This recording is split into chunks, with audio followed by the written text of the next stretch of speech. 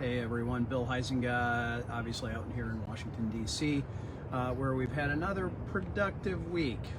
Please understand my sarcasm when you hear this. So it's been very little happening out here, save a couple of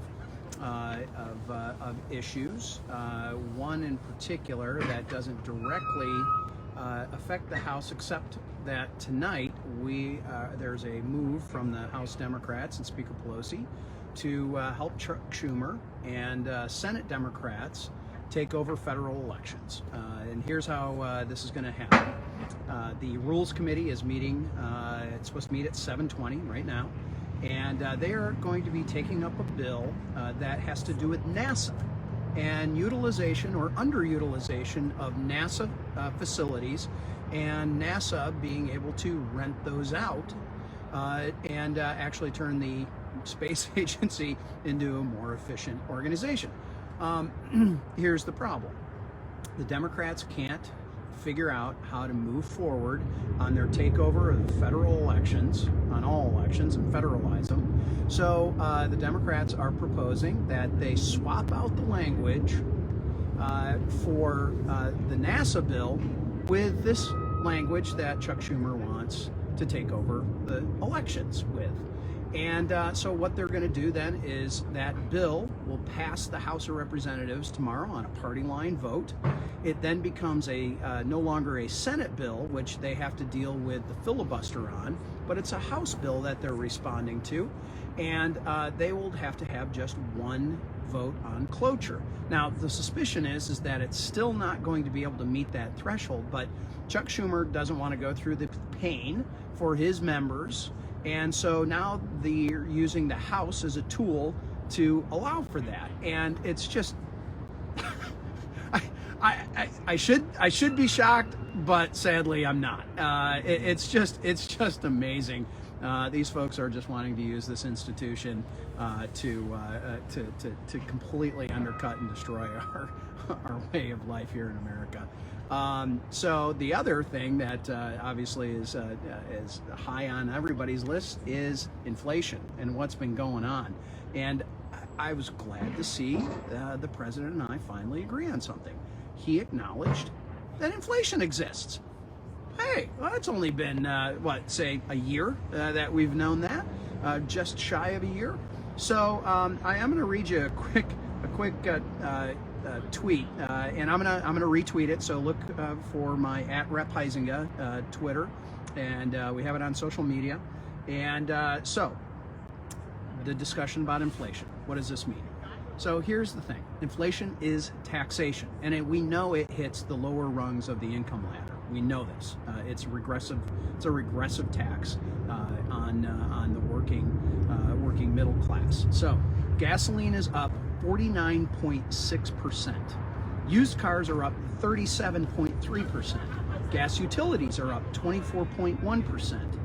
Meat, fish, eggs are up 12.5%. Food at home is up 6.5%. Electricity is up 6.3%.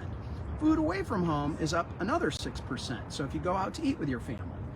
Transportation is up 4.2%, and shelter is up 4.1%. Here's the thing.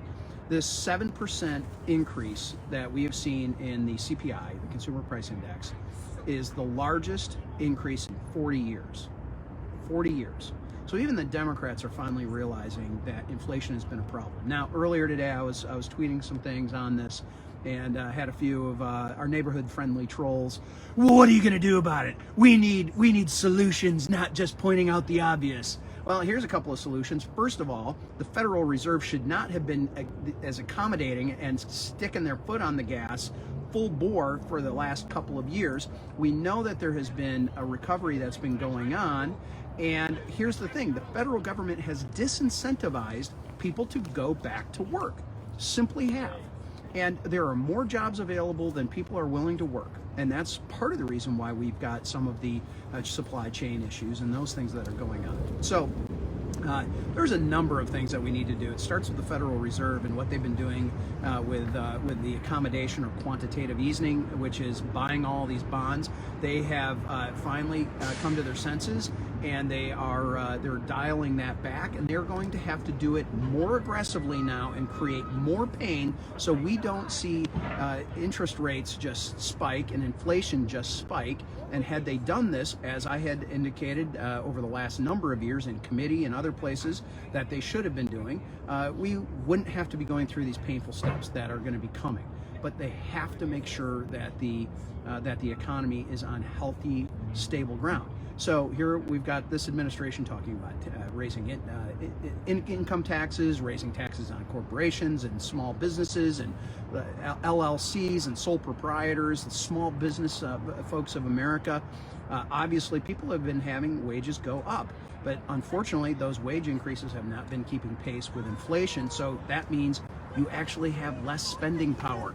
You walk into the grocery store with more money in your pocket, and you walk out with fewer groceries. That's what it means. And this is a huge problem. So rather than the regulatory onslaught that this administration's been bringing on, as well as tax increases and the other things, and not allowing pipelines to be built so that we have increased energy costs, they've got to figure this out. But I have very little doubt that they will. So that's a quick update from DC. But you know about the inflation side. You're living it. I'm living it. We're all living it. And I'm glad to see that the Biden administration finally acknowledged it. But